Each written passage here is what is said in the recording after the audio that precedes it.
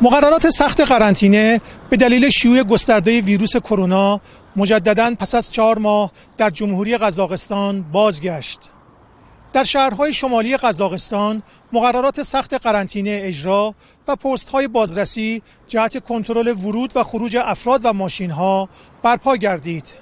تردد در مرکز شهرها ممنوع و از ساعت 22 تا 6 بامداد خروج از منزل و حرکت در خیابان‌ها هم ممنوع اعلام گردید. افراد بالای 65 سال حق خروج از منزل را ندارند و کودکان پس از ساعت 19 در خیابان‌ها حضور آنان بدون والدین ممنوع اعلام شد.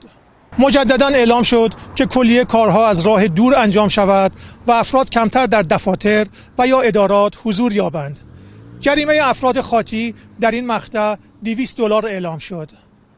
در یک شبانه روز گذشته قزاقستان با 107 نفر مبتلا به ویروس کرونا بالاترین آمار را از زمان شیوع این ویروس در این کشور ثبت کرد.